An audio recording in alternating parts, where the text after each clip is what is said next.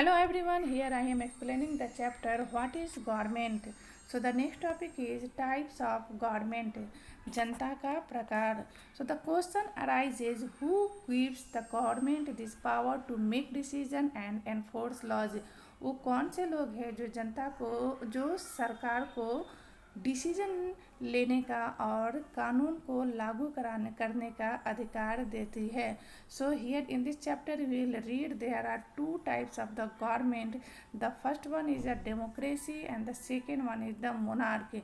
Democracy that means the प्रजातंत्र and monarchs that mean the राजतंत्र. So in a democracy these are the people who give the power to the government. Democracy में ये जनता है जो सरकार को अधिकार देती है कानून बनाने के लिए और डिसीजन मेकिंग के लिए. Actually, in a democracy, the representatives are elected by the people. That means the people have the power to vote for their representatives, and when these representatives has been elected, they can form their government. तो democracy में जनता को यह अधिकार है कि वो अपने representative के चुनाव के लिए वोट डाले, और जब ये रिप्रेजेंटेटिव चुन कर आते हैं तो इसके बाद ये अपनी सरकार का निर्माण करते हैं. Once elected these persons form the government. और चुनाव के बाद ये सरकार का निर्माण करते हैं. In a democracy the government has to explain its action and defend its decisions to the people. प्रजातंत्र में सरकार को अपने कार्यों के लिए जनता को बताना पड़ता है, कार्यों का एक्सप्लेन करना पड़ता है और अपने निर्णयों को जनता के समक्ष डिफेंड करना पड़ता है. The another form of government is a monarchy. So in monarchy, the main person or the main authority is the king or queen. They has the power to make decision and run the government. Monarchy या राजतंत्र के जो main अधिकारी होते हैं वो या तो राजा या रानी होते हैं, और इन्हें यह अधिकार प्राप्त होता है कि वो डिसीजन मेकिंग करे और साथ ही साथ सरकार को चलाने का अधिकार प्राप्त होता है. द मोनार्क में have a small group of people to discuss matter with, but the final decision making power remains with the monarch. monarch में ऐसा संभव है कि कुछ लोगों का एक छोटा सा समूह हो जो monarch को डिसीजन मेकिंग में डिस्कस में सहायता करे या मैटर को डिस्कस करने में सहायता करे, लेकिन जो फाइनल डिसीजन मेकिंग होता है वह एग्जिस्ट करता है मोनार्क को. मतलब कहने का अर्थ है कि मोनार्क इन लोगों की बातों को मानने के लिए बाध्य नहीं होता है, वह अपनी इच्छानुसार डिसीजन मेकिंग कर सकता है या निर्णय ले सकता है. Unlike in a democracy, kings and queens do not have to explain their actions or defend the decisions they take. और डेमोक्रेसी की तरह उन्हें यह ऐसा कोई ज़रूरत नहीं है कि वो अपने कार्यों के लिए कार्यों का उल्लेख जनता के सामने करे, उसका एक्सप्लेन करे या अपने डिसीजन मेकिंग के लिए डिफेंड करे. तो डेमोक्रेसी से मोनार्क जो है वो डेमोक्रेसी से बिल्कुल अपोजिट होता है. डेमोक्रेसी में सरकार को अपने सभी कार्यों के लिए जनता के सामने उत्तरदायित्व होता है और उसे अपने कार्यों को बताना पड़ता है, जबकि मोनार्क में ऐसा करने की ज़रूरत बिल्कुल भी नहीं होती है. They are not responsible for the people, क्योंकि यहाँ मोनार्क अपने जनता के प्रति उत्तरदायित्व नहीं होती है. Types of government. So here I am explain the types of the government. The next is the democratic government.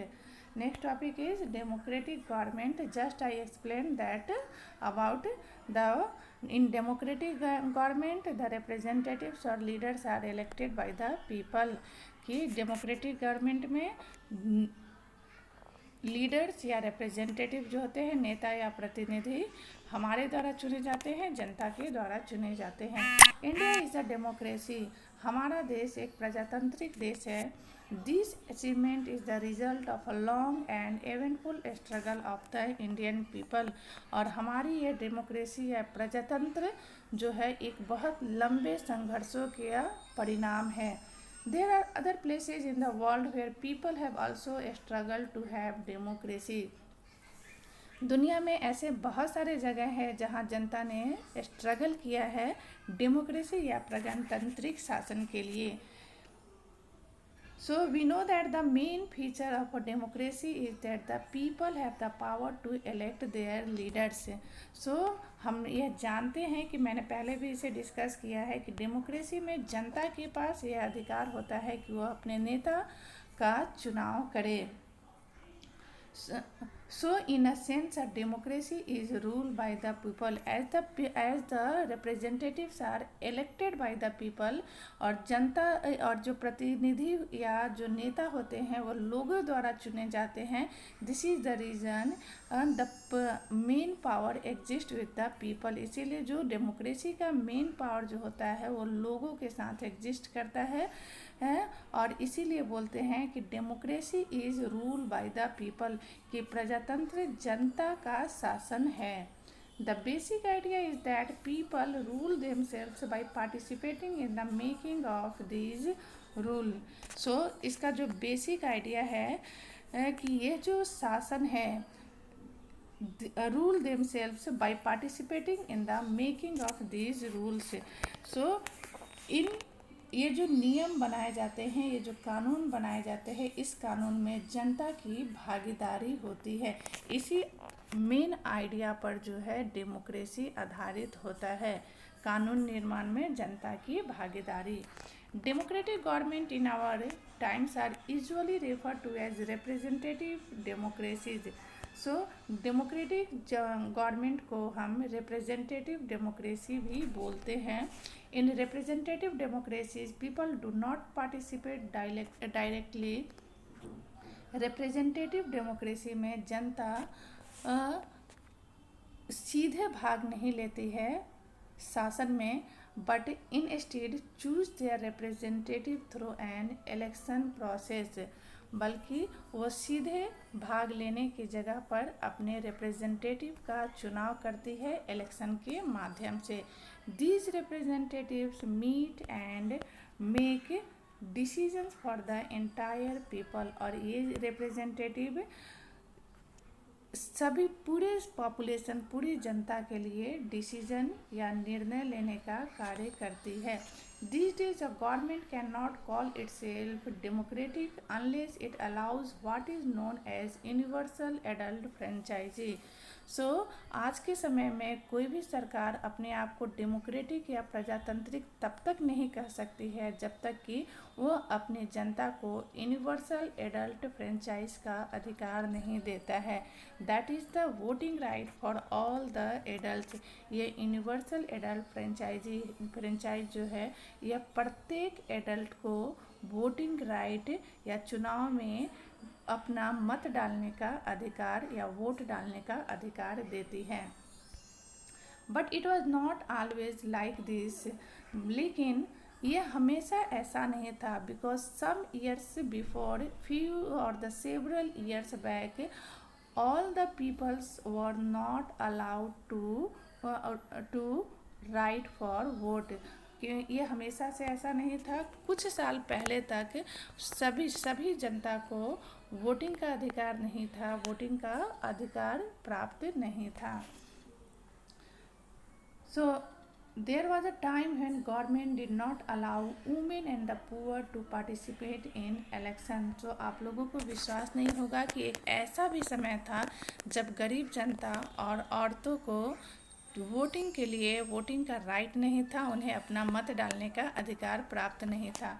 In their earliest forms, government allowed only men who owned property and were educated to vote.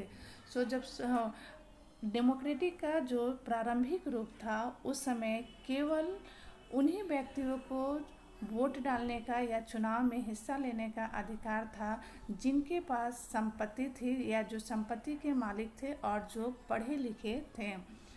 This meant that women, the poor, the propertyless and the uneducated were not allowed to vote. इसका एक यह भी मतलब था कि औरतें, गरीब लोग जिनके पास प्रॉपर्टी नहीं थी और जो अशिक्षित थे उन्हें वोटिंग का राइट नहीं था, वो लोग वोट देने के लिए अलाउड नहीं थे। The country was govern by the rules and regulation that this few main made. और उस समय प्रजातांत्रिक शासन में कंट्री उन्हीं लोगों द्वारा चलाई जाती थी, उन कुछ लोगों द्वारा चलाई जाती थी जो कि ये नियम और कानून बनाते थे। नियम और कानून बनाए जाने वाले केवल पुरुष, नियम और कानून बनाने वाले केवल पुरुषों द्वारा चलाई जाती थी। In India before independence, only a small minority was allowed to vote. Independence से पहले, आज़ादी से पहले भारत में केवल स्मॉल माइनॉरिटी, कुछ लोगों को ही वोटिंग का अधिकार प्राप्त था। And they therefore came together to determine the late of the fate of the majority. और इसीलिए बहुत सारे लोग एक साथ आए और यह निर्णय लिया कि मेजोरिटी को वोट करने और मेजोरिटी के फेट का निर्माण कर सके। Several people including Gandhi ji were shocked at the unfairness of this practice and demanded that all adults have the right to vote। इनमें से कुछ व्यक्ति जैसे कि गांधी जी इस लोगों के बीच इस भेदभाव को लेकर काफ़ी शॉक्ड थे, दुखी थे, और उनका यह मानना था कि सभी वयस्क व्यक्तियों को वोटिंग का राइट मिलना चाहिए या वोटिंग का अधिकार होना चाहिए। This is known as universal adult franchise, जिसे कि यूनिवर्सल एडल्ट फ्रेंचाइज कहते हैं। So once you should remember that all the adults have a right to vote। This is the meaning of the universal adult franchise. प्रत्येक adult को voting का अधिकार प्राप्त हो, यही यूनिवर्सल एडल्ट फ्रेंचाइजी कहलाता है। Nowadays all the adults who are 18 years और above are allowed to vote. आज के समय में 18 साल या उससे अधिक के जितने भी एडल्ट हैं, उससे अधिक के उम्र के जितने भी एडल्ट हैं, उन सभी को वोटिंग का अधिकार प्राप्त है। Writing in the journal Young India in 1930 Gandhi ji said. 1931 में जब गांधी जी ने एक जर्नल लिखा जिसका नाम यंग इंडिया था, उसमें उन्होंने लिखा है, I can not possibly here the idea that a man who has got wealth should get the vote.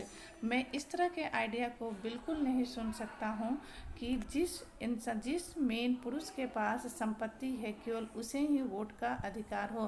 But a man who has got character but no wealth और literacy should have vote.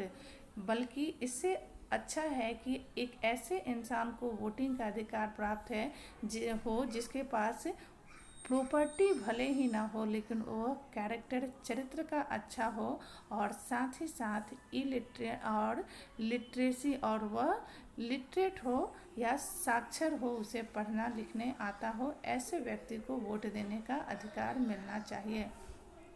और that a man who honestly works by the sweat of his bro. और वह व्यक्ति जो कि बहुत ही ईमानदारी के साथ कार्य करता है पूरे दिन and day out should not have the vote for the crime of being a poor man. उसे, और वह व्यक्ति जो पूरे दिन कड़ी मेहनत काम करता है और इसलिए उसे वोटिंग का अधिकार नहीं मिलता क्योंकि वह पुअर है। तो इसकी कड़ी आलोचना महात्मा गांधी द्वारा की गई थी। So Mahatma Gandhi was not favoured that the voting right should exist only in the hand of the few man those who own the property and the educated. तो महात्मा गांधी इस बात के बिल्कुल समर्थक नहीं थे कि वोटिंग राइट केवल उन्हीं लोगों या उन्हीं मेन को मिलना चाहिए जिसके पास प्रॉपर्टी हो और जो एजुकेटेड हो। उनका यह कहना था कि प्रॉपर्टी की तुलना में जिस व्यक्ति के पास कैरेक्टर हो, जो ऑनेस्ट हो, उन लोगों को मिलना चाहिए, ये चाहे वो पुअर ही हो।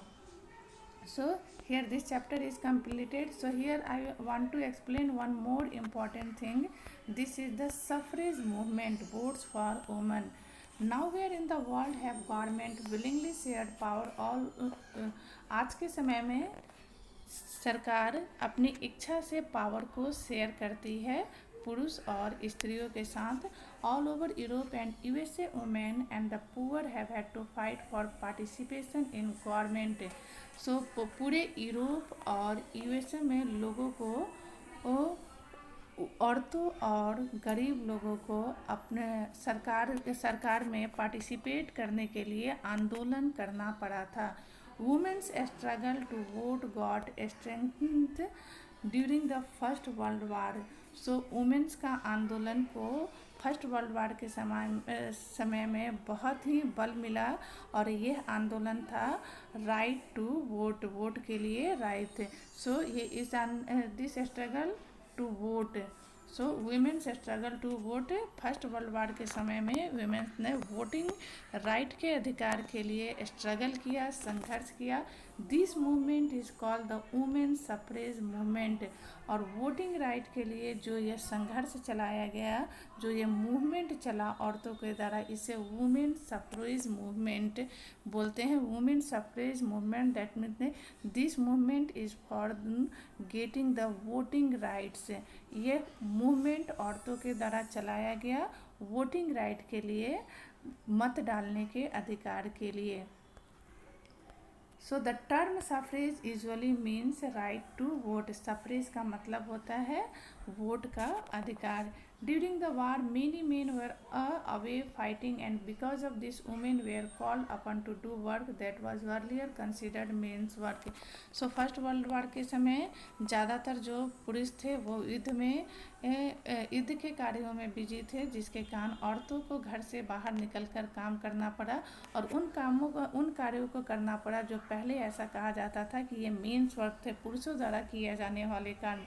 Many women's began organising and managing different kinds of work. बहुत सी औरतें ने शुरू किया उन सभी अलग अलग तरह के कार्यों को ऑर्गेनाइज करना और मैनेज करना शुरू किया। When people saw this, they began to wonder why they had created so many unfair stereotypes about women। और जब लोगों ने ऐसा देखा तो उनके बीच में एक आश्चर्य था कि लोगों ने इस तरह का स्टीरियोटाइप औरतों के प्रति क्यों बनाया है, and what they were capable of doing, क्योंकि औरतें तो सब कुछ करने के लिए करने में सक्षम और समर्थ हैं। So women began to be seen as being equally capable of making decision. So women's को अब इस तरह से देखा जाने लगा कि वो कैपेबल है इक्वली, मेन के इक्वली ही डिसीजन मेकिंग में और कार्य करने में। The suffragettes demanded the right to vote for all women and to get their demands heard they chained themselves to railing in public places। Suffragette demand जो था ये डिमांड था राइट टू वोट के लिए, मत के अधिकार के लिए, वोटिंग के राइट के लिए।